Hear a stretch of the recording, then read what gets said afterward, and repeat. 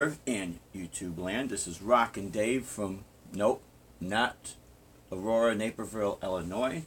We're here at North Fort Myers, Florida. The missus and I, Deb and I, we relocated down here about 9 months ago, and we're absolutely loving it. And so this is my very first live streaming. I've been following a couple of guys up on YouTube, and I think this is great. One thing I'm noticing, though, I don't see for the chat if people want to put a comment or not, so I don't know what people are saying. I'm absolutely new to this, so please excuse me if things are going a little bit funny, or if you don't, there's something you're trying to communicate and I can't see any of the words, because I don't know how that's done. Okay, you know what? We're going to turn this off real quick, and we're going to see if we can do this again. Okay, guys? So, we'll be right back. I hope I do this right. God, I hope I do this right. Oh, wait a minute.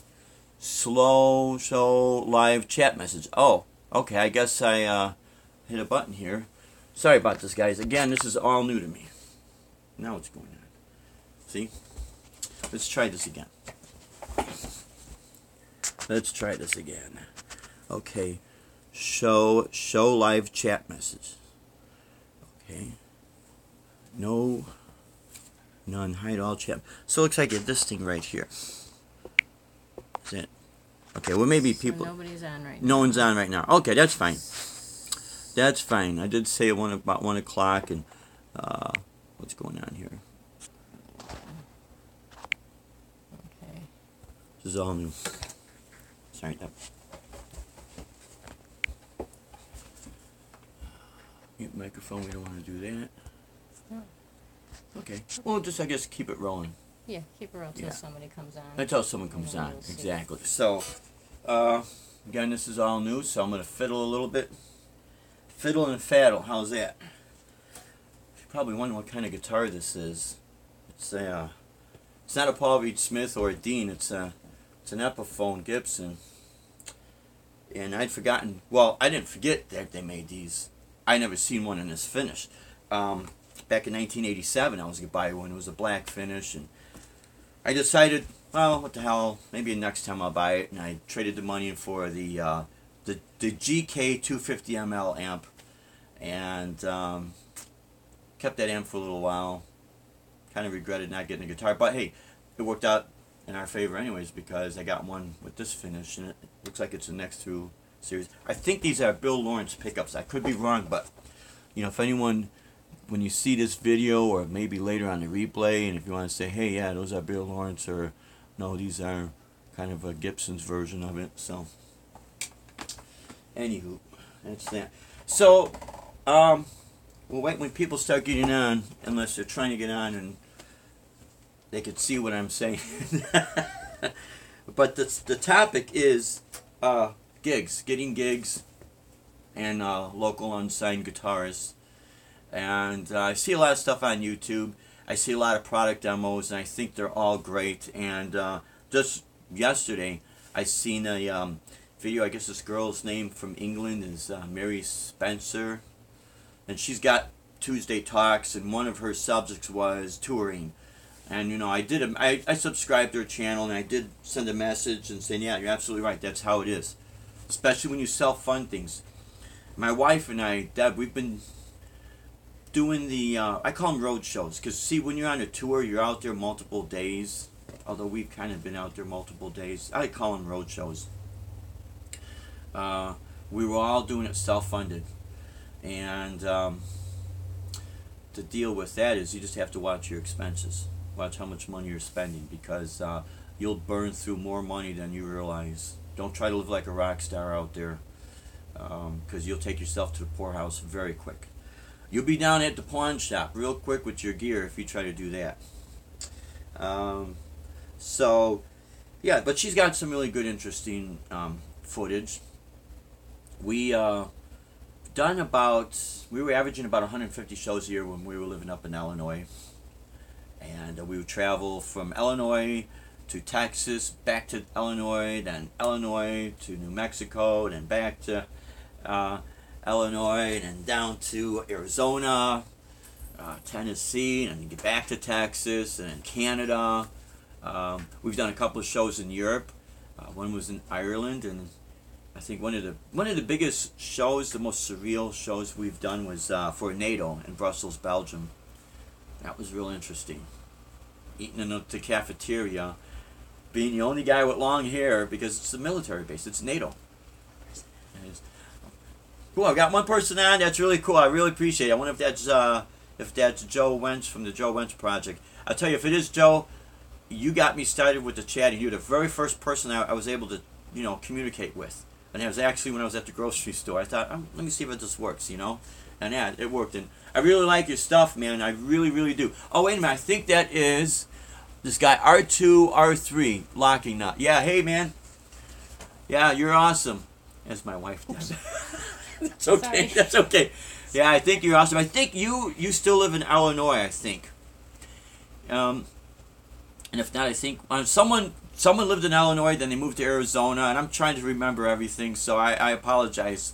Can't remember everything, But yeah, one of the gigs, when we did the NATO gig, it was really interesting because there's two check-in points. The first check-in point, you're outside, and they take your phone because you cannot take any pictures. Schaumburg, Illinois. Yes, still. Yeah, how is it over in Schaumburg, man? Yeah, we used to do shows in Schaumburg. Recently, we would play at Chandler's Steakhouse. And what it was is I had this gig called Yesterday Once More. And it was for this girl did The Carpenters. And if you've seen some of my videos, you could tell there's a wide, diverse style of music that I'm playing. I still love my metal, though, I like all kind of styles of music. If it's musical, it's musical. I did see someone else got on and the icon disappeared. Well, we'll come back on. I'll say hi to you in that. Oh, yeah. Oh, hey, how's it going, Sean? Yeah, man. Yeah, you guys are cool. I'm going to tell you something what I like about YouTube. And I'm not trying to be babbling all over the place. But what I do like about YouTube, it is the new platform for us guitarists. It really is. I suggest everyone take advantage of it. Hopefully it's going to stay free. We hope and pray that no one does anything to take it off the air. But yeah, getting back to the NATO gig, it was interesting because you have the two check-in points. Then you go to the next check-in point. We actually walk in. You go through this corridor. It's a long corridor. And each room is like from the different embassies from around the world. And they got their guards with their M16s out because, you can't take any pictures. And there's a secret meeting rooms. I'm not really too bright on some of this stuff, but what I do know is what I saw, and it was interesting. So we go in the lunchroom, and again, people they knew I was there for the show because there was some flyers around and that was cool. I went to use the restroom, and then because over there you have stuff in English, but it's not like over here. Got everything for everyone else except us. Over there it's in Flemish, which it means Dutch and French. So I go to use the restroom, and my wife says, whatever you do, when you ask a question, don't sign anything because you might come back with a buzz cut and uniform. You just enlisted yourself and you didn't know what the hell you're doing. So, yeah, didn't do that though. So the actual show we did was at a place called the 3-Star Lounge, which was in the area, and I do have video footage of it. I don't know if would be allowed to put it up on YouTube or not. Don't want to get contacted. Next thing I got guys in black suits visiting me or something. But that was the most surreal gig I've done. But again, I've done a lot of gigs, and really what I like to do with these real live gigs and these live streaming live sessions is really spotlight all you guys out there and really have conversations with you about how your gigs are going, or even if you have gigs, don't even worry about that because YouTube is, like I said, the new platform. It's been my experience from. And I'm sure all you guys out there too. I'm not the only one that's been playing in the 80s. A lot of us have. And there's a couple of guys that are, a lot older than me. So they've really seen things change. But the gigs, let's see. We got more people in. I'm sorry about that, guys. Is that a neck through guitar? Yeah, it is a neck through. Yeah, I know part of what is the giveaway is the strip right here. Because that'll kind of give you the indication. It does continue through the pickups, and I think on the back, sorry about this, It's kind of hard to tell, but when I look close, I could see almost where the wood, you know how they do the next through, comes right through. Now it's definitely more. You could tell more on my BC Rich I got with the New Jersey series Warlock. And of course, if I turn the back, you know, you could really see that. You know. But yeah, this is a guitar. It was originally called, this one really originally called the Spotlight guitar, and they got sued. I'm presuming from Paul Reed Smith. You know, I don't want to say names. Next thing you know, someone's giving me a phone call and they're, you know, no Dave, or, you know, no. So I'm just presuming because of the shape, and then never seen the guitar. That's why this is known as the Law. Okay, sorry about that, guys. I'm doing this right from my phone. Okay, sorry guys, I'm doing this from my phone. So, yeah. Oh, you like the BC Rich? Well, yeah. We've got this in 2000. Yeah. Deb, my wife Deb, got the bass, and then we came back about a couple months later, around November, around my birthday, and as soon as I walked in Guitar Center in Villa Park, Illinois, and you know how the guitars are all lined up.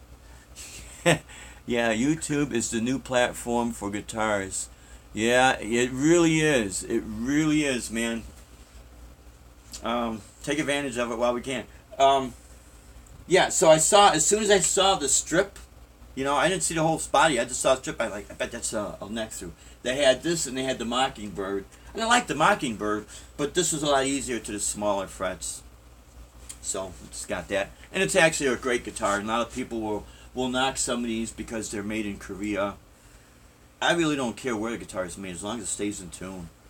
Because, again, when you do a lot of shows, the bottom line is, does your instrument sound good to you? You know, because it's got to sound good to you. Don't worry about what other people think. And the reason why I say that is because if it's going to bother you, then you're not going to have a good performance. You know, you'll be playing like, man, what the hell's going on? But yeah, if it sounds good and it could stay in tune and not break so many strings, I've had that situation. Especially down here in Florida, it gets really hot, and we got down here in July. Boy, it was a hot summer. Okay, I'm sorry about. Okay, I'm sorry. When that comes back on, let's see what I missed. Someone had put ask a question. Okay. Yeah. I don't know how to keep them to stay on the Yeah, screen. they'll pop up when they when they talk. We'll Figure out. Well, as things go on. But yeah, as long as it could stay in tune, you know, that's the main thing. But now again, getting back to the subject with the gigs and the unsigned local guitars, and really that's all you guys. Oh, thanks R2. I really appreciate it. Nice guitar. What brand is the one on the upper? Sorry. Oh, okay. Sorry. This is BC Rich. No, it's okay. This is actually a Gibson Epiphone, and actually, I believe this is a USA made model, because they made this between the years 1987 and 88, and then boom, it got sued. You might see the back of the headstock of this if that was the question. This right here is a simple RG, but this guitar's got a little special story. I literally found this guitar in a dumpster. When we lived up in Illinois, I was throwing the trash out, and literally right on top of some garbage bags was 3 guitars. There was this one, a Bronze Series, a black Bronze Series BC Rich Warlock, and a Strat that was stripped down. It was like a neck through, so it was like a custom guitar someone was working on. And I couldn't believe it had all rusty strings on it. Plays good, plays real good. This is the guitar I like to throw around. I have a couple other guitars that do that, and if you want to throw your guitars, my friends, strap locks don't really cut it. If you could see that, just bolt it with a washer. Yeah, nice find. Yeah, thank you. I'm not kidding. I couldn't believe it, man. And it was raining. It was a little, not damaged, but the strings were all rusted out, so I kind of cleaned up, put strings on it. And I told my wife, she couldn't believe it. And the only thing we could think of is a guy was helping a damsel in distress, and his wife found out, because even if a girl plays guitar, no one in their right mind is going to throw it out. They'll sell it, they'll take it to the pawn shop, but they're not going to throw it out unless there's something going on, you know what I mean? Yeah, thank you. That was awesome. I couldn't believe it. So, yeah. And I got a few other guitars. I've got a Mexican-made Fender Strat. My wife has a Korean Squire Strat that actually went up in value. Let's see, we got a Gibson Les Paul Standard Plus. honey burst finish with a coil tapping. Got a white Epiphone Studio Les Paul. That it really, man, very reliable guitar. And yes, probably mad. Yeah, that's what happened. Yeah, laugh out loud. Yep, that's what happened. Mad significant other. Exactly. Now, I'll tell you what, man. You know, revenge is sweet for some people. You know, too bad for that guy. Hey, you never know, man. R2, you never know. I'm telling you, you would be surprised what some of these people are doing. Especially in these nicer neighborhoods. Oh, I don't need that anymore, and they just throw it out. Or they'll put it out in the street. You know? When I used to drive around in Naperville, Illinois, I'd see all this stuff, and I'm like, are you kidding me? You know? But, you know, didn't have the time to go pick it up and that. So, yeah.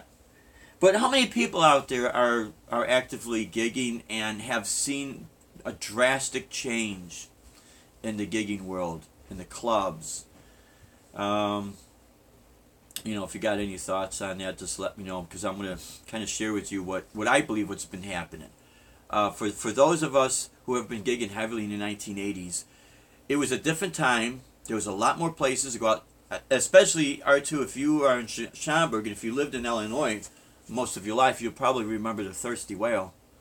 Let's see, the Thirsty Whale. I think Penny Road Pub is still open, which is up in South Barrington. Down in Joliet, we had a place called Bada Brew. Done a few shows. I've done a show with Joe Stump at Bada Brew, and a local guitarist by the name of Kevin M. Buck, who's a great guitarist. There was a place called the Guest House in Elgin, Illinois. I actually did a couple of shows with a good friend of mine, T.D. Clark, who's a great guitarist, man. Great guitarist, great dad, great guy, you know. Let's see, there was a place called Cairo's.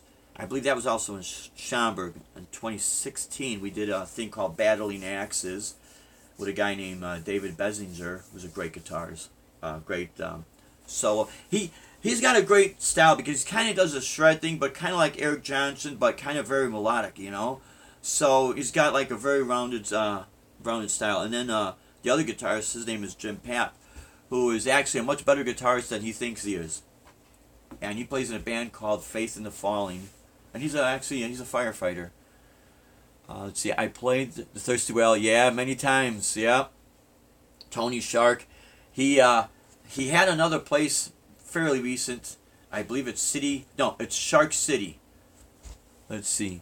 Yeah, many times, good times, but there is gas station there, yep. It's BP McDonald's.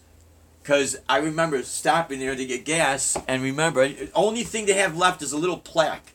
This was back in 1997 when I stopped there to get gas. And I look at the plaque, and I'm looking at, why is this area so familiar? I'm like, holy crap, that's right, this used to be the Thirsty Whale. So, but yeah, we had so many places to play. There was a place called the Iron Rail on Irving Park Road.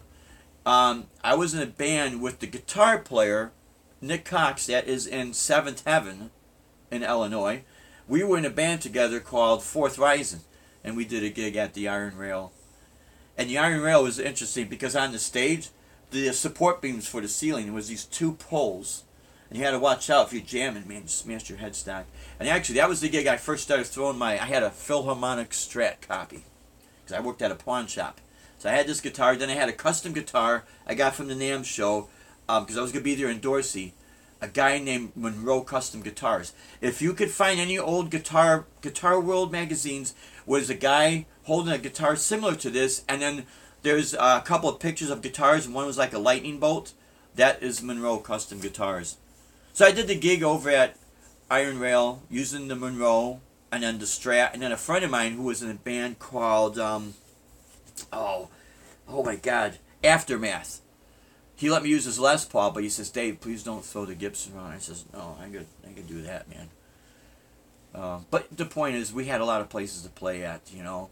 And I think what has happened is throughout the years, there's two things that I think really happened. And one of them did not totally destroy it, but it did alter. And it's not to say anything bad about that style of music. Some of it I wasn't too fond of. But, you know, when I used to teach, I keep my opinions out, because I don't want to rain on anybody's parade. You know, everyone's entitled to like what they like. But the reality is, when Nirvana came out and the whole grunge movement came out, it was a huge shift. And what happened was a lot of the metalheads and the people that were trying to do bands similar to like Queensryche and singing like that and playing like that, all of a sudden things went like this. So then all of the alternative bands, yeah, I'm sorry, yeah, Gibson's, yeah. Oh yeah, yeah. I hope I could save all these chats, because what I like to do is put this, on YouTube so other people could see all this. But what happened was, so when the whole platform changed, and the grunge and alternative really started to make a big movement, a lot of metalheads were like, I'm out of here, this sucks, blah, blah, blah. But what it did do, it did open the door for another group of people who they were having a hard time getting the doors in.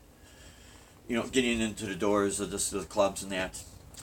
And that started it. That really started it. But what really kind of killed the music scene, the live scene, is the DUI laws got real tough. And there are some of us that have CDL license. If you have a CDL license, that's your license. Even in your car, you get pulled over, your ticket's a lot more than if you don't have a CDL.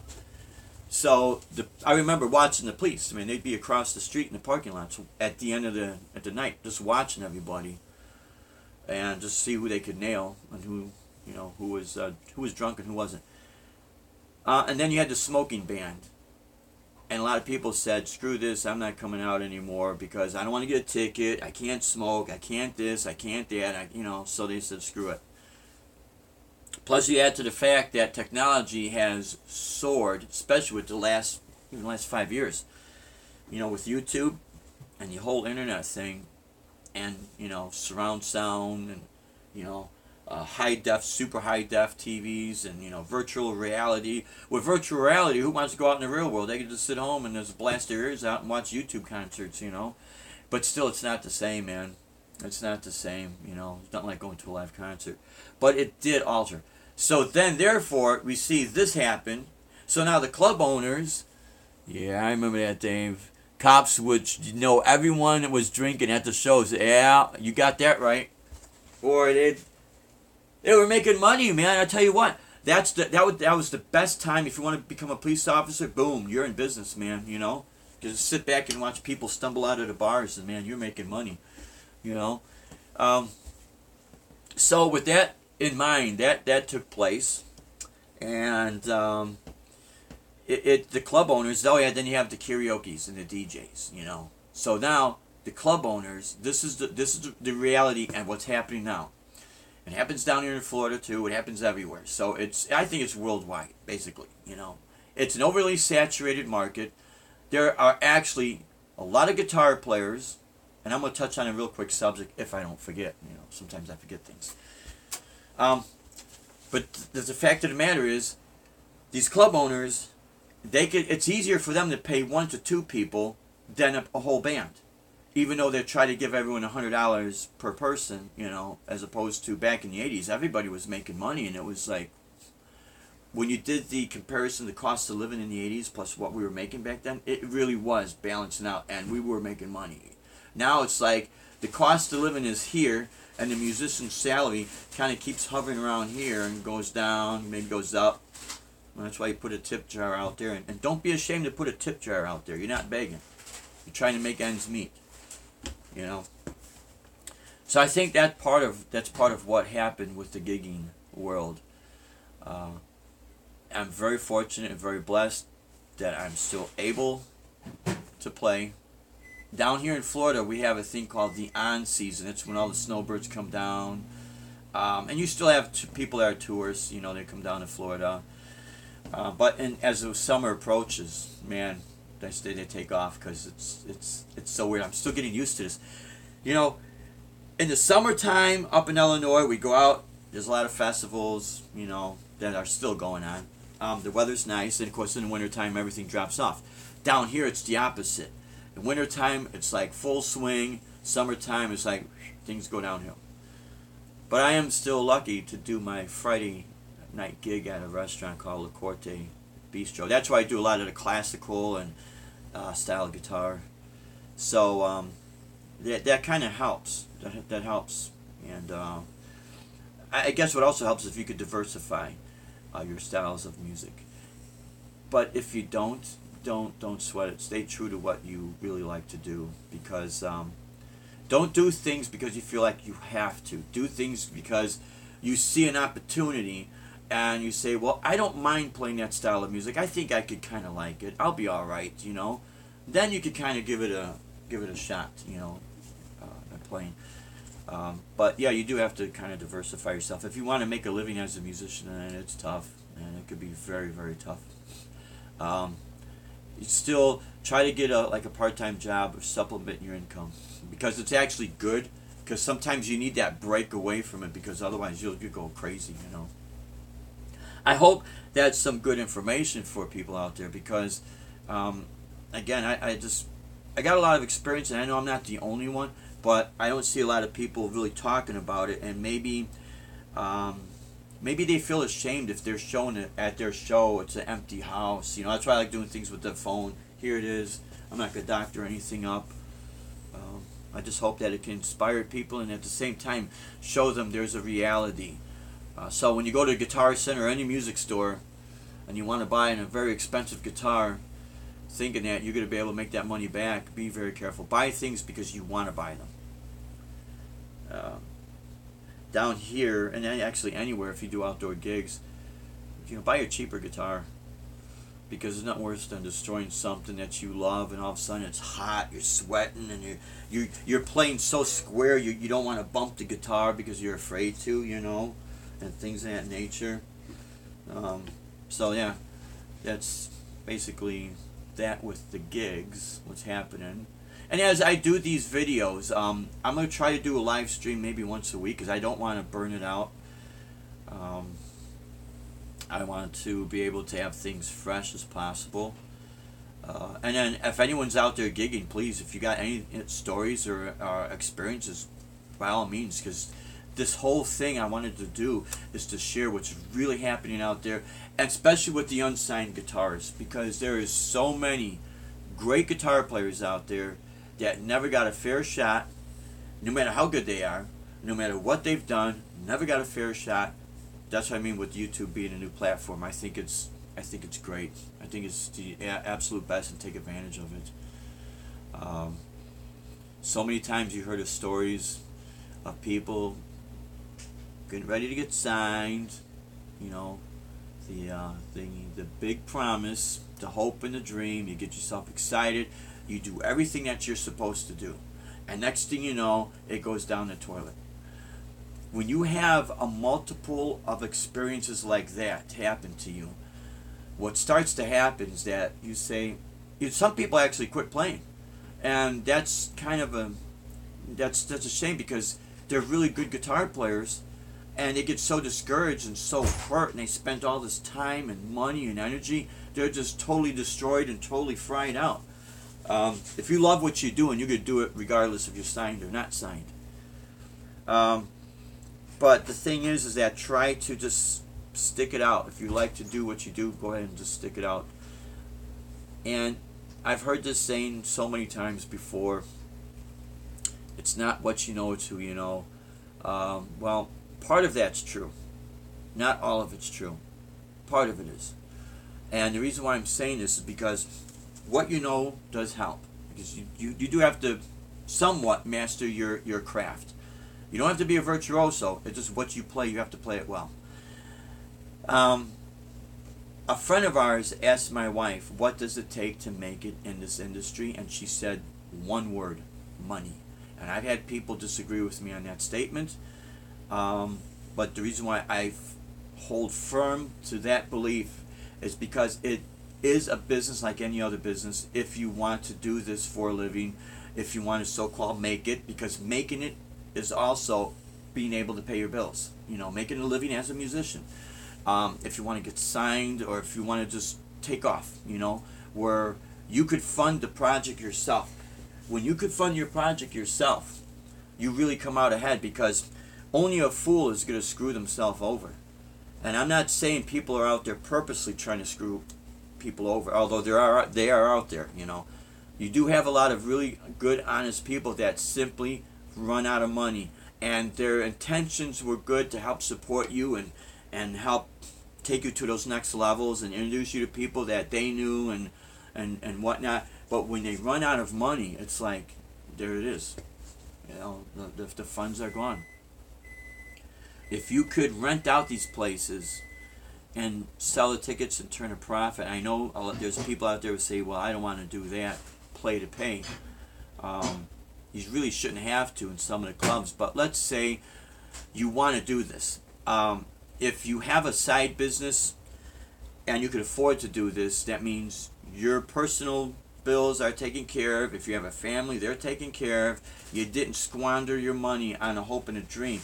And then what money you've been putting aside for this, and you look at it, the fact of the matter is, if you go to these places where you want to play real bad, you want to play there, but the promoter won't let you, or whatever the case might be, you talk to the owner that owns that place, and there's a window of opportunity where there's downtime, there's nobody there, they're not playing, you know, it's empty, an empty room.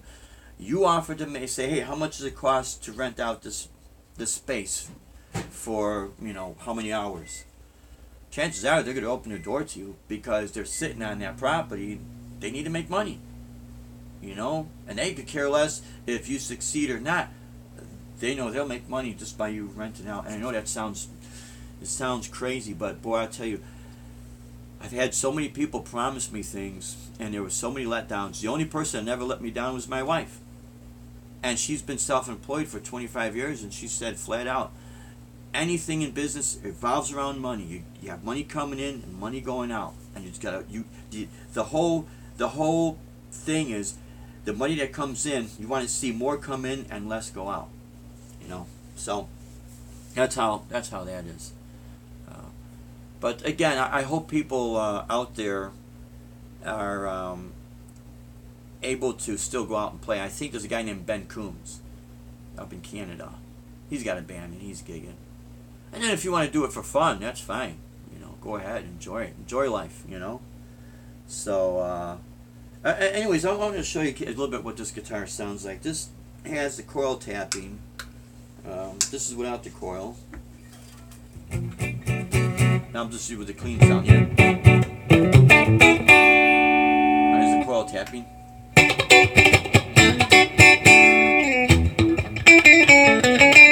Hope that's not too loud because I cannot see if there's levels spiking or not. And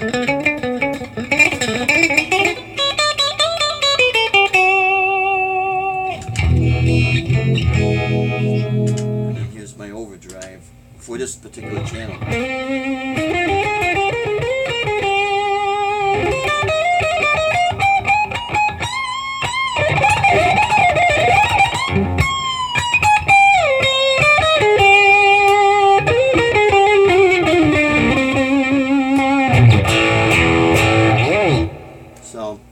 And I got the coil tapping active, and I'm using an overdrive channel on my Digitech. And if I were to go to more of a metal sound, this definitely does, you know, the pickups are able to handle it. Okay, I just missed someone's comments. Yeah. Let me turn that chorus up.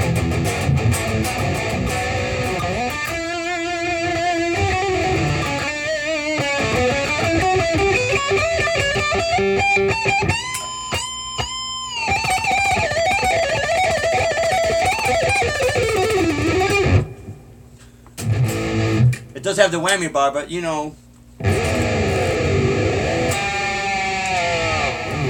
Let's see how bad it went out of tune. Not too bad, but enough. So, but yeah. So, is there anyone that got questions out there?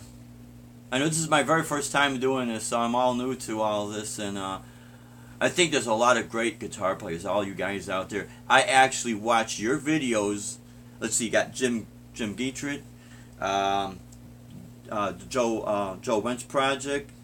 Great. I actually watch your guys' videos more than I watch some of the concerts and Steve Vai. And I like Steve Vai and all that, but these people already been signed. You know, we already know what they do, and they got the great lifestyle, and that's nice. But what about you guys? You know what I mean? You guys are rocking out there. So, again, like I said before, what I like to do with these videos is really talk about you guys, really spot you guys, you know, because that's what's important. Let's see. Yeah. Oh, yeah, Mr. Yeah, BHB, I think your name is Bruce. Yep. What's happening, bud? Rock and roll, man. So, yeah, it's and actually, Mr. Bruce, that EVH guitar totally rocks, man. That's an awesome finish, yeah. Yeah. What's up, guys? And see, this is so cool. It's another way to communicate with other people, you know? So, and then, we got the, our metal stage, which I think Jim Guitarist is part of. Yeah. Yeah, your Wolfgang is awesome. That's a killer finish on that guitar, man. Killer. How are the pickups on that guitar? Because, see, I might have to either, you know, set the pole pieces. There's little tricks with this. You know, you could raise your pole pieces, but you don't want to do it that, well, see, sometimes you can't, you know? Yeah. I'm trying to read everything I'm doing. Yeah, awesome. Or you just, you know, change out the pickups, you know. I haven't done that in years. I did that with my old Ibanez Artist. I had a 1978 Ibanez Artist I bought. Pickups are sweet. Awesome. Totally awesome, man. See, when you got pickups that are working good, why change them out? You know, the old saying, if it's not broke, don't fix it, right? But I did this. I changed the pickup, the bridge pickup on my Ibanez Artist. And what I had was... it was a thin body, and had the half bone and half brass nut with the sustain block under the bridge, and the two tri-sound pickups, switches, and the pickups were the Super 88s, because it had like a finger with a butterfly, and I guess they were pretty, they were kind of maybe equivalent to the DiMarzio Dual Sound, because the Dual Sound DiMarzio was like the Super Distortion, but with the active, you know, coil tapping. But that's actually what I put in, was a DiMarzio. And, you know, definitely it helped a little bit. But I kept that guitar for like 4 or 5 years. No, 6 years. And in 1985, I took that guitar with a Gibson J45 acoustic and traded it for the X Series Ibanez Destroyer. It was like a blue finish with the zebra stripes and the real cheap whammy bar. Dumb move, man. So... But yeah, that Wolfgang is an awesome guitar. I think Joe Wench has got a... Yeah, he's got a Wolfgang. He's a great guitar player, man. You know, I like watching his stuff. And it's amazing. He's a truck driver. And he's able to do what he does. And I think he said something to the fact that he wished he was playing in a band. And it is a lot of fun, but it's also a lot of work, too. And then you got to watch the people you get together with. Because some people... And they got some head cases out there, man. You know, it's like, you're my guitar player. No, I'm a guitar player. If I have to do this for a living, I have to take the jobs that come my way. That's just how it is. Yeah. Oh, there's Ben Coombs. Hey, what's happening, Ben? You guys are rocking out there, man. I think, Ben, you are playing out. You're gigging. How is your gigs coming along? I thought that you had mentioned the last time I chatted or typed it in, you said they're kind of going good, but there's some places to play and some places not to play. And I think you also said something to the fact that a lot of the DJs and the karaoke, you know, they kind of took over. Not enough gigs for everyone. Yeah, you got that right, man. Ben Coombs said not enough gigs for everybody. And, I mean, I understand these club owners and restaurant owners, you know, they have overhead. That's you know... And, yeah, Ben Coombs is in the house. But what's happening is that I'm sure you guys ran into the rudeness with some of the clubs. Not all of them. You know, if when you approach these places, this is what I do. My wife and I will go to these places, we'll sit down and talk to the people, and we'll work with their budget, but we don't want to sell ourselves short. But we will work with their budget because we do understand things are totally different now.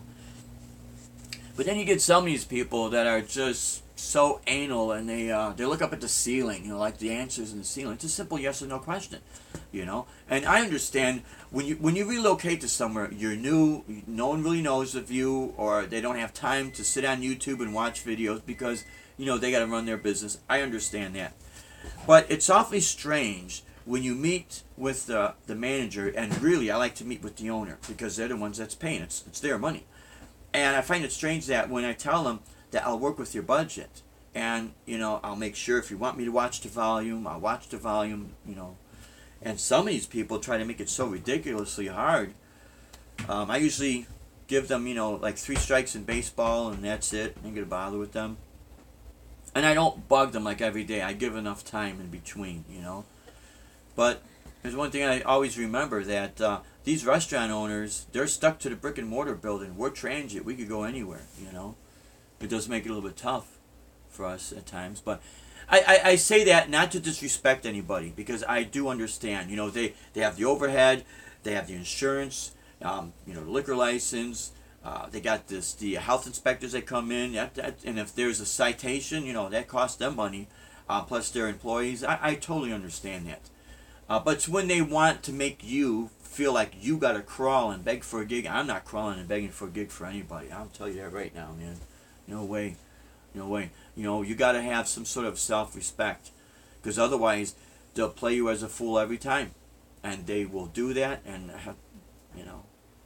Let's see. Okay, yesterday was daylight saving. Yeah. Okay, yeah.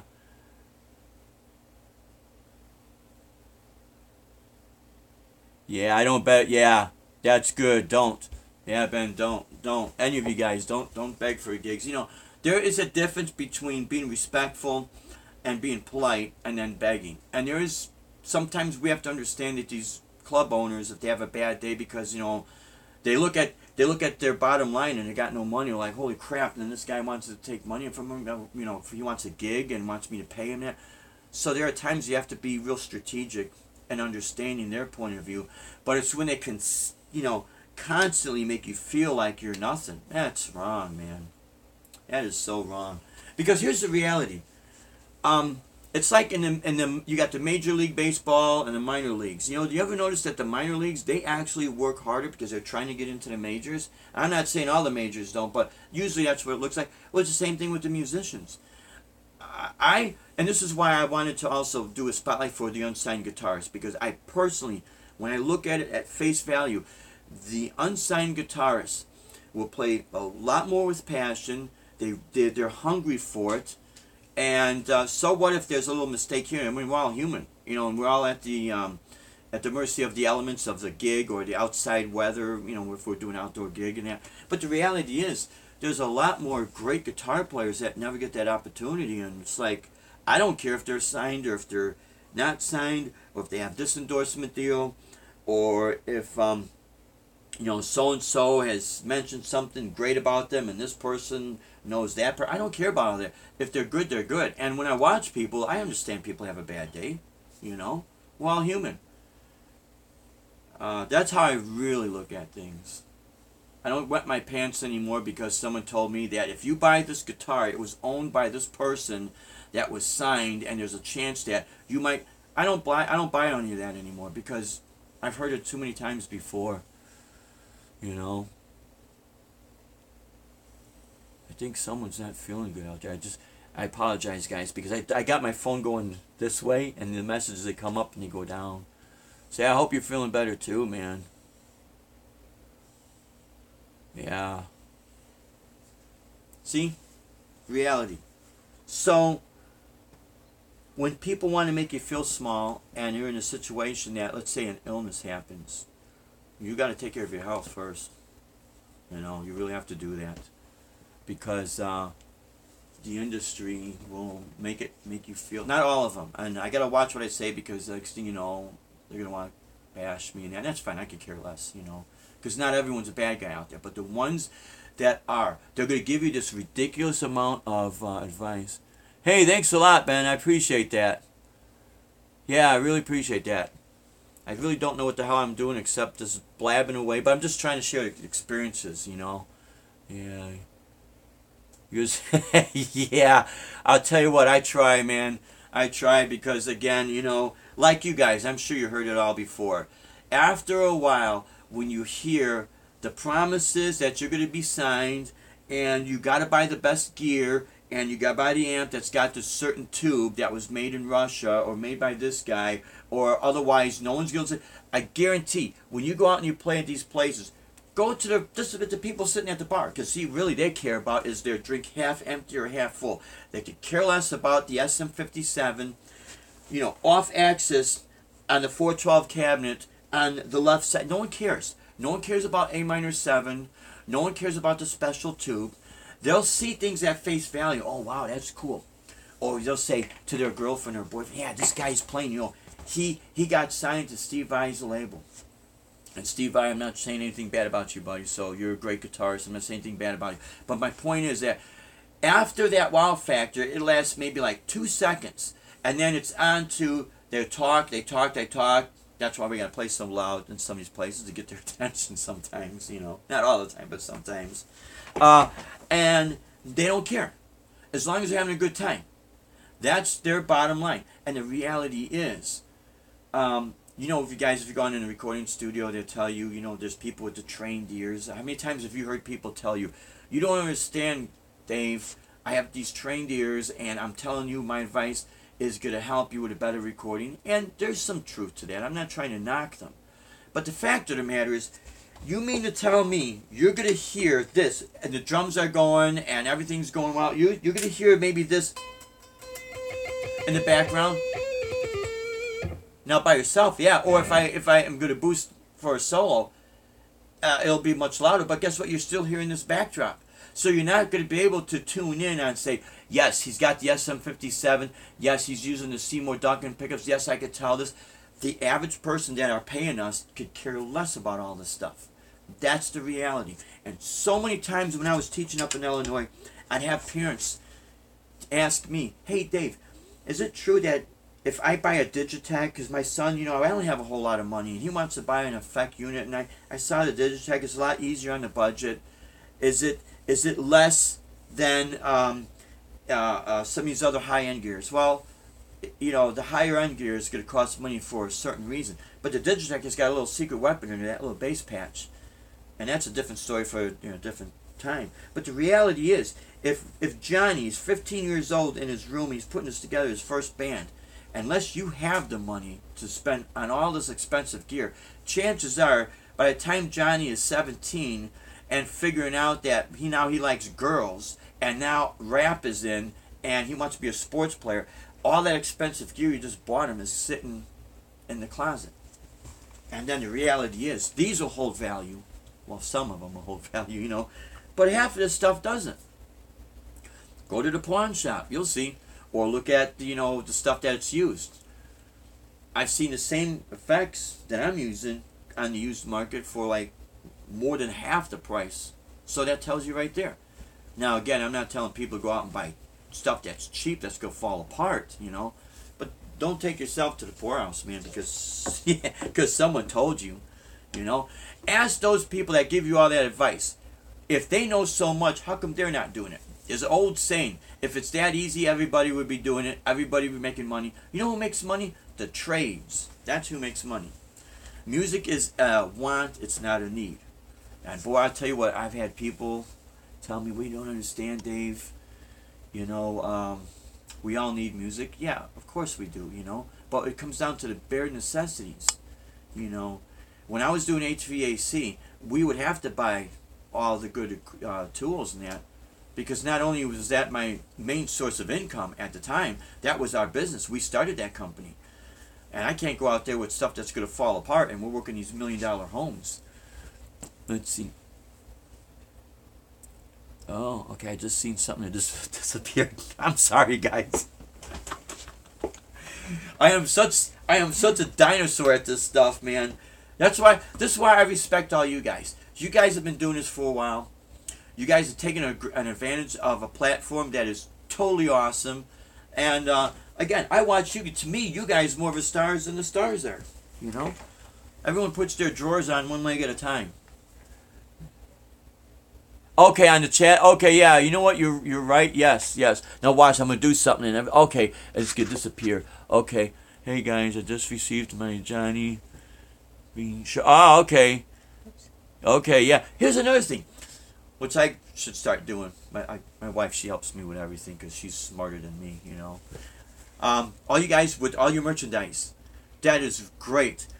You got your T-shirts going. Some of you got like coffee mugs or beer mugs and that. Man, go for it. See, you're inspiring me. Is what you guys are doing, and I appreciate that. I appreciate that so much, man. One of the first things I would watch on YouTube is like Robin Trower. Oh yeah, it would be awesome, you know. And then Al Di Meola. Al Di Meola is really the guy that influenced me more than any guitar player. And I'm not saying anything bad about the other guitarists because they still have a very strong influence. But when I heard that guy play, I was like, holy crap! How could someone pick so fast and so clean, and also on an acoustic guitar? That just blew my mind. Let's see. Got my mug today. Yeah, look at this. See, these people are sharing the fact that they're selling merchandise to each other. Yeah, I'll tell you what. When you start seeing stuff from us on sale, whether you buy it or not, that doesn't bother me, you know, because everyone's got to save money. I understand. I just. Oh, cool. Yeah. How you guys connect with each other. This is what I mean. This is such a killer platform that it's just, man, you guys are not missing anything with the gigging world out there, you know. It's fun, but see, there's pros and cons. Here are the cons with it. You get people come up to you. If you ever. Yeah. Oh, thanks. I appreciate that, Ben. Yeah, yeah. I definitely any advice on what to do and things of that nature. Absolutely, absolutely, man. You guys are totally rocking. You got a lot more knowledge about all this stuff than I do, you know. But yeah, some of the clubs you got to watch out because you get some of these people that get a little bit irate. They get too possessive over a person, you know. And I'm going to share this, but I'm not going to mention names because I don't want to bash anybody. I just had a situation just recently within this week where I had to go to the police and okay, guys, sorry about that. I'm using Verizon. I mean, I like their service, but you know, everything's yeah. Ah, thanks. Only been doing this for 3 months. Wow. Hey Ben, you're rocking it, man. I have videos up on YouTube, my other channel, where you could see me doing the shredding. I think it's called shredding. It's Motorcycle Sunday, which is a festival that is up in Aurora, Illinois, through the Warehouse Church. And all my friends at the Warehouse Church, you guys rock, and the New Song Church in Aurora. And then you'll see some videos where I'm playing the Flight of the Bumblebee on my acoustic. And of course, I could build the chops back up, but you know, I like to shred, but I don't like this where it's constantly going and going and going. I do like melodies. I think Shane just had something in the blues. He just had something about phrasing. And I agree 100%, you know. I'm more into the speed bursts and the melodies and combining the two, you know. And I'm not trying to knock anybody out there. You do what you want because you guys are doing a great job out there. But yeah, so I have all these other videos, but I never done anything like this. And the recent videos you're seeing, I would say within the last 8 months, 6. Sorry about that, guys. Neanderthal man here. When I could get, you know, better equipment, I'll probably be, you know, texting you guys or, you know, getting on a chat and asking you guys advice. Because I value you guys' advice. I really do. But where I was going with the, you're not missing anything with the live gigs. There's the pros and cons. Oh, so I had to go to the police with this guy. And I do play with a vocalist. We have a duo called RUI, standing for Rocking Under the Influence. And Michael G's a great guy. We work together great. Started getting all these gigs down here. We relocated down here July 28th, August 5th. We started our gigs at a place called Orioles in North Fort Myers. And Rose, she was such a great lady to open up her doors. She didn't know who I was and say, yeah, here you go. You can have the gig. And from that time till yesterday, and plus tonight I got a gig. We've done, I want to say close to, if it's over 100 gigs or close to it, it's somewhere in that area, because some of them I was doing two gigs a day, And pretty damn close. Pretty damn close, because we would do things for the Chamber of Commerce and the wedding gigs. Anytime you take your gear out, I don't care if it's a birthday party, if it's a bar mitzvah, if it's, you know, a christening, if it's a wedding, it's a gig. You're taking your gear out. Don't sell yourself short, because it is a gig, you know. Especially when there's money being transferred over. You're making money, you know. So we done pretty close to about 100 gigs, and you have to hit it hard. You really do, you know. But anyways, so with this, with these two guys, they didn't understand. I laid my cards on the table from day one. Then I have all these gigs. And more gigs come in I have to take. Well, they got all mad and left a dirty message on my phone. So it was a borderline threatening message. I went to the police. You know, take care of it, right? Nip it in the bud. Don't let anybody intimidate you, because as soon as you let them intimidate you, you'll be the doormat all the time, and they'll be stepping over you. You know, so really stand your ground. Yeah. Hey, everyone out there. Yeah, our metal stage. Hey. Yeah. Jim Guitarist, what's happening, buddy? Yeah, I seen some. I watch your videos, man, with you and Sinner jamming and your son jamming, and it takes me back in the day when we used to have the jam sessions. I don't know if any of you remember. We'd have the cassette tape, and if you could not afford the Tascam or the Fostax 4-track recorder, you get either an Emerson boombox that had the double cassette, so you could do dubbing, you know, make copies, and with that little crappy microphone, you'd set it and just record your jam sessions. I got so many cassette tapes like that, man. Got to go through them, you know. But yeah, you guys are very inspiring to me. You really are, and I appreciate it. And I'm huge fans of all you guys. I'm not better than anybody. I'll never be better. I'm just me. You know, that's all I am. Just me. And but I do have a lot of experience, and that's why I wanted to start this series of real live gigs. I'm not ashamed to have the camera behind me, and there's like 2 people in the audience. I don't know how to do post-production yet. I'll learn as I go. But I do like the fact of just, here it is, this is the way it is. And, you know, other than I don't want the microphone to distort, because that's not cool, you know. That's how you could tell, like, okay, this sounds like crap. But other than that, I really like, all right, thanks. I appreciate you too, Jim. Thank you so much, man. Jim Guitarist, I appreciate you, yeah. Again, a lot of us come from that era. We never got the opportunity. We heard all the promises. Yeah, you're going to get signed. Yep. Send in your cassette tape with a $25 fee. And then we have these, oh yeah, the festivals, yes. And we're going to have this big swing ding. And of course, the only people that ever make out are the people that's sucking money out of us. And the only people that are really making out are the people that will rent out the banquet hall or the concert hall. The people own those property. You know, those are the people that are making out like a bandit, because they know they got their property and they're just charging whatever they want to charge. And they, you know, hope you make your money. Hope for the best, expect the worst. You know. One of our gigs we did was called the World United Music Fest down in San Marcos, Texas.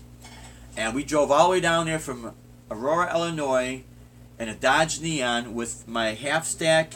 We had 3 of the guitars. We had another Carvin StageMate powered speaker so I could run my tracks through, and my pedal boards. And I've got the SBK powered pedal boards, so you know how big those things are. And the car was driving like this, you know, down the road, all the way down, you know, down to San Marcos, Texas. And it was this huge festival, 3-day festival, and people were flying in from France, from Ireland, from Canada. And, you know, my wife, she's always smart about saving the money. 5 miles down the road from the event was the Howard Johnson, you know, the Hojo. I think it cost us $150 for 3 nights, plus you got continental breakfast. So we stay at the Hojo, and where the event was, they had just built a brand new Embassy Suites hotel. And there was $150 per night with no continental breakfast. So you do the math if you're there 3 days, right? 3 days, $150, or 3 days, $150 per night. Just do the math. So a lot of these people were figuring, well, okay, this is a big event. Radio personality were down there. 3-day event. Airplanes are flying in formation. Saturn, the car, GM's Saturn car company was there giving away a free car. They had some sort of a raffle going. Helicopter rides, clowns twisting balloons. I mean, everything, right? The event got canceled because of low attendance. The guy did not. He advertised it on the Sci-Fi Channel when it's like 2 in the afternoon and it's between 75 and 80 degrees outside. Beautiful weather, no humidity. Who in the hell's in the watching the Sci-Fi Channel? Really, Well, Deb and I was, because we had to go back and take showers and change and everything. But the morning of the gig, there was a radio conference, and everybody in the industry. There's only, let's see, there was 10 people per panel, and it was like 3 different panelists. So it was like 30 people. There was only one guy that really nailed it, and he said the biggest mistake the music industry made is they did not embrace the internet because they didn't think it was going to last. And the internet is really what wiped out the industry. So he's giving these people advice on, one of the advice was don't let anyone take photos to put on your album cover or your CD cover, So if you have an Uncle Joe or a kid brother that's into photography, don't do that. You spend the money. It might cost you $5,000. You spend the $5,000 to get it done professionally.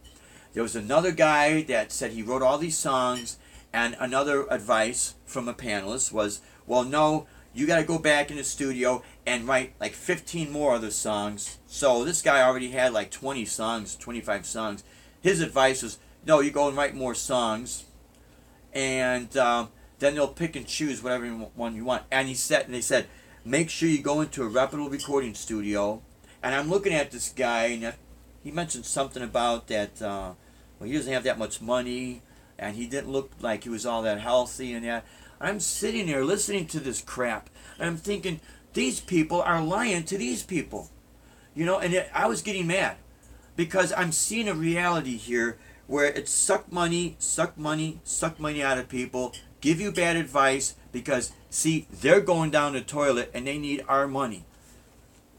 Bad advice, man. You have these people. Oh, there's one young black girl that she's into rap, and at this festival, they said, we take all styles of music except classical. We don't want that boring classical, okay? All styles of music.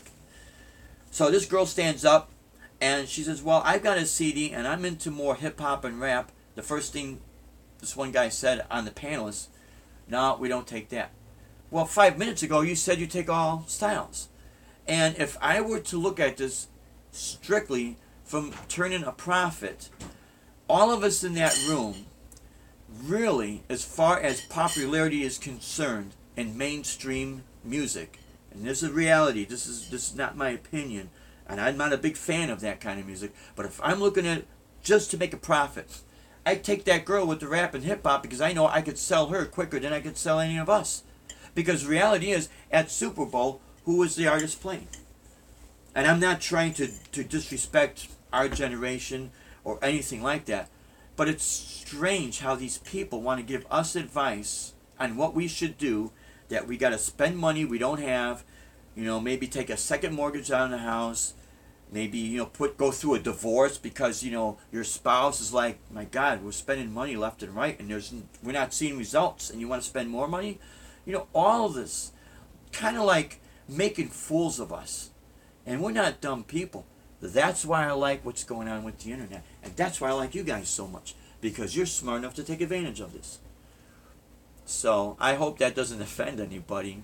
I'm just kind of sharing an experience that I had that when I was teaching up in Illinois, I would tell my students, I would encourage them, get an education, learn a trade, back everything up with money, and go ahead and try these contests and these talent shows. Do I miss Chicago? Do you think the music is better in Florida? Honestly, it is better down here in Florida, and I'm going to tell you why. It was so much easier for me to get gigs down here so fast, and they were paying. A good example, there's a place down here in Fort Myers, Florida, called Old Soul Brewing. And our first gig was literally 2 or 3 days after Hurricane Irma. And I'll tell you what, Hurricane Irma scared the crap out of us. We were still in Florida. We didn't drive out of the state. We drove a little further north and stayed with a friend of ours in Clearmount, Florida. But anyways, the gigs are they paid. The bars are actually paying. Whereas up in Illinois, you got to chase money. You know, the only thing that seems different is they'll have you do like 3 or 4 sets, which I've done that a lot of times before. Whereas up in Illinois at Penny Road Pub, we team up with other bands, or at the Thirsty Whale, there'll be other bands we play with, or at Bada Brew in Crest Hill, Illinois, and let's see, Doug's American Grill, Raleigh's Rock House, all these places. You know, we'd have multiple bands playing, but you're chasing money, or at least we had to chase money. So they are, yeah. I might have, let's see if I can see that again. Sorry guys, with my dirty finger. But I do, Chicago's always going to be my home, you know. I think my biggest disappointment, you know, one of the reasons we left, after a while you can't take the cold, dragging your gear out in cold weather, it's, you know, that was brutal. But is when it kept raising taxes and it's hurting businesses, and we were doing also a lot of corporate events. And we would get hired from ExxonMobil, Morale Realty. We done a gig at Trump Towers in Chicago for a it was a corporate event, and you know, there was good money in the corporate events. I'll tell you that right now. But when they couldn't pass the budget, what happens is people start looking at things and say, okay, what is going to happen, and what are we going to have to cut out so we are prepared that we don't sink. And the first thing to cut out is the unnecessaries. And if their entertainment is not bringing in the money that they were planning to, they're going to cut it out to save some money. Or at least for a little while, they'll do that. I got a little arrow here. Let me see if I do this. What's going to happen? Ah, there we go. I'm back. Had a couple of customers. Oh, yeah, okay, Ben. Yeah, take care of business, man. Absolutely. Take care of business. Family and business first, right? So, yeah, the gigs are better down here. Now, here's the reality. Your pay is cheaper down here, but your cost of living is cheaper. So it really does equal out. Up in Illinois, we were making a lot more money, but as you know, the cost of living is a lot more expensive. And you're kind of limited on what you can do as far as anything like outdoors concerned. We're down here, minus hurricane season, you know, you have more options. Now, we are hitting what they call the slow season. Because a lot of people that are down here can't take the heat, they go back up north. And the hot weather, it gets hot down here. But you know, it gets hot in Illinois. And when I used to do the Taste of Wisconsin up in Kenosha, it gets hot there too. So it's just a few days up north that it gets hot. But it's that same type of intensity that's down here. It's just longer days down here. That's what's happening, you know. Let's see. I also used to play at the Bristol Renaissance Fair, doing the busking. And that's, you know what busking is. You just put a tip jar out there and hope people throw money at you, you know. And when I was doing that gig, the director was telling me, he says, Dave, I'm going to tell you right now, you're going to have the best position playing, because if you're doing all these other gigs, you can kind of come and go as you please. But if you're set in stone where you're playing on the stage, now if you have an outside gig that's going to pay more, but you're already scheduled and they already print out the flyers that you're going to be there, then, you know, it's tough. You have to cancel your other gig because you have to honor this gig. And the media used to love going to the Renaissance Fair, because they would say that it's the only festival you could go to where you could totally escape 21st century.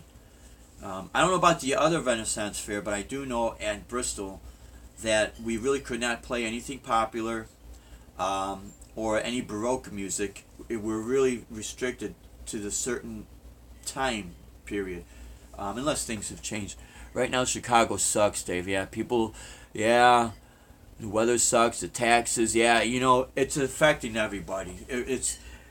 The weather is one thing, but with the taxes, I mean, How could these politicians allow this? They're watching the state go down the toilet. I think in the year 2016, it was something to the fact that 70,000 people left the state of Illinois. And then January to June of 2017, it was like 45,000. It's this mass exodus because people are just so sick and tired of the taxes. And I understand, you got to pay for things, but be fair about it, man. If you see that your own state's going down the toilet, do you have to buy your 16-year-old son or daughter a Rolls Royce or a Lexus? Remember back in the days when we were kids, you buy a car, we'd look through the Trading Times magazine or the Auto Mart magazine, you get a clunker for $250. It was a rust bucket, but it got you from point A to point B. I mean, what's wrong with that? I'm not trying to say be cheap or anything like that, but do you have to be so always, bigger than life? And then you piss through money, and the next thing you know, you're so far in debt you can't get out, and life is miserable.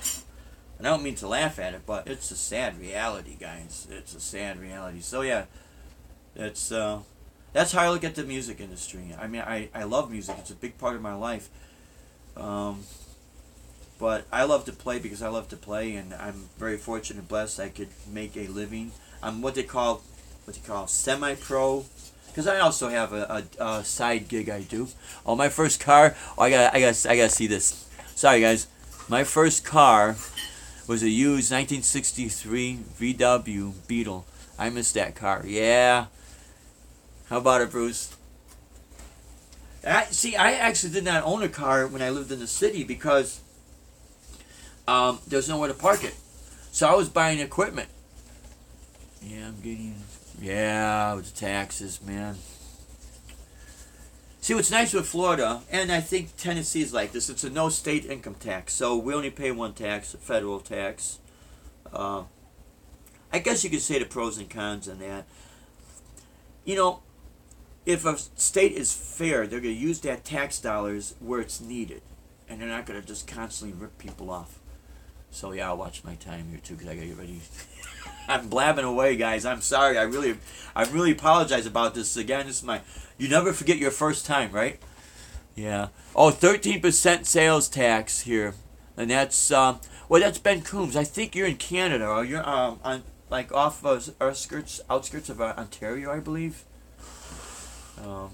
Yeah, 13%. I hope it's not killing your business, man. I mean, I visited Canada. We did a gig up in Canada, but it was not at a club. It was at a private birthday party. It's all good, yeah. I hear you. But see, that's what I like about these type of streams. It's real, We're not doctoring anything up, and we got to edit this because he mispronounced this word and he played this, or he broke a string on his guitar. So what? That's called life. Life is not edited. Life is real, and that's why I like, Yes, Southern Ontario, 100 miles east of Toronto. Cool. You ever see that show Ice Road Truckers? I used to love watching that, man. Those guys would be in some serious situations. When we had cable, yeah, we cut off. Oh yeah, free health care, yeah. Yeah, that's true, Ben. You guys got free health care up in Canada. Yeah, down here, man, you're on your own. It's really sad. Although Deb and I, we have this thing called Christian Healthcare Ministries, and it's like everyone kind of shares to help each other out. And thank God there's no health issues. Although my younger sister, she passed from cancer a few years back, so I have to always go for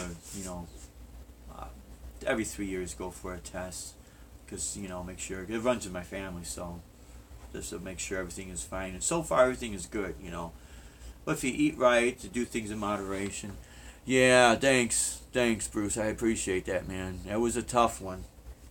It was a tough one, boy. But you have to keep going forward. Life goes on. That's what you got to do. But yeah. Again, with these live streams, I might do a live stream next Saturday. I think around the same time. We'll definitely want to talk more, see how what you guys, what all your input is in, and how you guys are doing, and what you guys are doing in your gigs, your gigging life, and music life, and your gear and that. But I might do a couple of live streams from our show that's going to be next Saturday night at this place in Naples called the Blue Monkey. Yeah, thanks, R2. Yeah, about my sister, I appreciate that. I really appreciate that, man. It's, that's life, man. I think, I did see, a video, and I don't know how old this is, with, Joe Wentz saying something pertaining to his dad. He dedicated a song to his dad, and I don't know how old that video was, but I did put a comment. Sorry to hear that, because it's tough, man. You know, life is life, and especially when it's someone younger. When I see these things on the news, you know, the parents have to bury their kids, man. It's tough. It's really tough. You know. Well, sorry guys. So I'm gonna really talk real quick about some of the stuff that I use. I use a very inexpensive Digitech RP360 XP, and I run things through a powered PA speaker. Oh wow, I'm sorry to hear that, man. Yeah. Let's see. You know, I got the screensaver thing on my phone. Yeah. Oh yeah. Thanks. Oh yeah, I appreciate that. Let's see. So again, Neanderthal man here, just figuring things out. I got a stupid screensaver. I guess I'm not doing it right. Yeah, I'll have to have you on my channel sometime. We can. Yeah, definitely. I appreciate that, Ben. I really appreciate that, and I understand when I send that message with mine, get together with you guys, and that I totally understand, because there's so many whack jobs out there, man. I would have to delete things that some of my friends would send me with, you know, naked girls and boobs and all that. And, you know, of course I love girls. I married my wife, right? You know? But the fact of the matter is, when I'm teaching and I got young girls, and then they get on my website and they see this, they would think, was this guy a pedophile or something? That's why I have to disassociate myself with people like that. You know, because they, for some strange reason, they really don't understand. And they think it's funny. And when you do this as any source of income, whether it's a full-time job, main source of income, or a supplemented income, you turn your music into a business, you know, you got to get serious with it, and you got to get rid of, you know, garbage. And it's not to say that my friends are garbage. I got some really good friends. It's the ones that would try to send me all this stuff, you know. I have to hit delete, because they would not respect and understand that I can't do stuff like that. But so yeah, that's why I definitely I send that message. Yeah, Ben, because yeah, I totally understand. Man, I just trying to share with. Thank you so much, Bruce. That's Mr.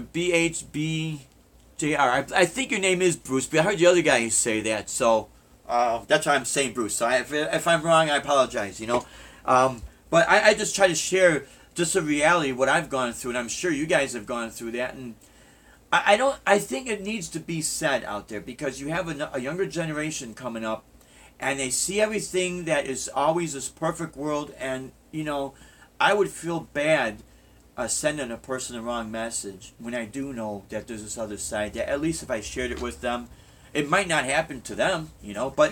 He said his name is Bruce. Oh, cool, thanks, Bruce, appreciate that. See, I wear the reading glasses, you know, because everything is getting tinier and tinier and little, you know. But I do share that part of information, because I don't want to ever mislead people, you know. Like I said in one of my videos, I'm not a superstar. I'm not better than anybody. I was never signed. I had to do everything the hard way. I had doors closed in my face, and then I had other doors open, you know, and I took those advantage of those. That's why on some of the other channel, you see some of these videos where I'm playing these soft songs for these weddings. Now, I was making my money from there too. I prefer to be called. Oh yeah. Well, anyone out there, you just call me Dave. I say Rock and Dave. I got that from a friend of mine when I was living in Illinois. A friend of ours, Tyler.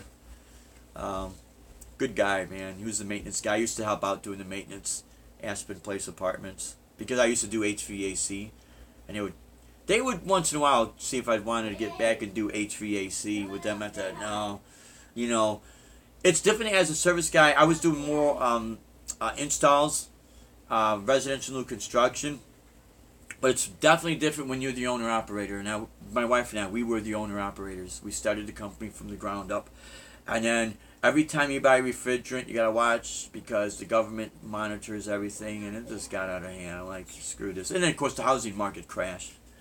Yeah, and one of the videos I said, never be ashamed if you gotta work a day job. You know, that means you guys really are that strong. So when these people, they're too good, you know, they're an artiste, and I'm not trying to knock anybody, but they're too good, and they want to mock us because we'll take on a side job, you know. That just shows that you're that strong of a person. You can handle it, you know. It's real sad if you get a school bus driver that could kick ass on the guitar, and like someone could laugh at you because you're driving a school bus in the morning. Really? As long as people are having sex and they have kids, those kids got to go to school. Always remember that. As long as the school is up and going, you know what I mean? So, yeah. Yeah, no, that's fine. I think, wow. Sorry, guys. Yeah, I work a day job, playing a band. Yeah, see? Right there. Yeah, it's tough, isn't it, Ben? There's only 24 hours in a day, you know? And you got to sleep those hours, too. I know there's something that R2, R3 put on. I know, right down the screen. Because I got to push hard on these things. There we go. Yeah, I hear you. My band opened up for some great signed bands, but in the 90s, back in the 90s, and then the doors closed. See? That's what happened. And then, I think you just hit it like one step. Sorry, guys. Oh. Sorry, guys. The phone, we're trying to get the screen back up. Okay, yeah. Yeah. Yeah, the doors closed in our face thanks to grunge scene. Yeah. Oh, my God. You see? And I understand maybe there's, you know, a change needed to happen. But, you know, it's awfully funny. Over in Germany, all over in Europe, the metal scene, it just kept growing and growing. And it evolved. But it didn't go into this, like, wacky left-hand turn. Where here comes the big muff pedals, you know. And some of the amps, they had the crappy sound that it was just like, are you kidding? Oh, here's our cat, Moses. I call him Bugs. Look at yeah. Say hi. Yeah. That's our cat, guys. He's, yeah, see, he gets all pissy, you know. No, but you're right, man. Yeah, when grunge hit, I just went back to my punk roots. Yeah. And, you know, I'm not knocking any style of music. You know, there's certain styles of music I don't like, but I'll still respect it. But it's awfully weird. You remember when you get the... She's adorable. Oh, thanks, man. Yeah, he's something else, guys. He is something else. You know, cats and dogs, they have their own personality. It's their house, we just live in it, you know. But you remember getting the Guitar World magazines, and the grunge and alternative guys were knocking people that actually were playing, that could play, and why you need guitar solos, and it was always bashing people that worked hard to get good. And then it became fashionable just to be dirty and, you know, let yourself go because that's just the way it is. Well, for the people that could not have the money for the fancy costumes, now, those were the ones that were true. But then that opened a door for a bandwagon, and everyone joined that bandwagon, and of course we see where that went. But still, I hope those people could make money off of their music as well as we can make money off ours. But you're right, the grunge scene, man, that just, like, overnight. Headbangers Ball went down, everything went down, everything just, it wasn't cool to do guitar solos. At one point, I went into Guitar Center in Villa Park, and maybe they still had their Gibsons, but their flyer, there was no Gibsons being advertised. It was Dan Electro, and it was these pedals that had that ultra fuzz sound that for metal, it sounded horrible. You know, it sounded horrible. Or put it this way, it wasn't my taste, you know.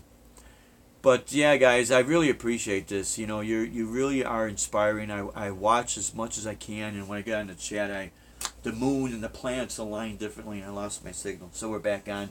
So anyways, guys, I think what I'm going to do is I'm going to wrap this up. I didn't mean to go on as long as I did. Part of it was a dropout, but probably wanted to see the interest, and I definitely am going to do these maybe every Saturday around this time, and probably during the week if I can. I don't want to burn it out. Plus, I want to watch your guys' programs, you know. If I'm always doing something, I can't see what you guys are doing. I really appreciate... Oh, that's why I kept all my Floyd Rose guitars. Yeah, that's right, man. Cool. So, hey, thank you so much, Ben. Thank you, R2. Yeah, thank you so much, guys. Again, yeah, we'll look you guys up on Facebook. See, my wife, she gets on Facebook. She could do all that. She's got the magic fingers. I don't know what the hell I'm doing. I could do YouTube, and that's it, man. Anyways, my friends, it's been an honor and a pleasure. Thank you so much. I'll be watching you guys' videos and hitting on, messaging in the chat. Thank you so much. I'm going to find out how I can put this up on YouTube, so it'll be up there. Again, later, everyone. God bless you guys. You guys totally rock. And we're going to start, again, talking more about you guys. If you guys have any advice, let me know, man. Again, till next week, take care, rock on, and God bless, guys. Later.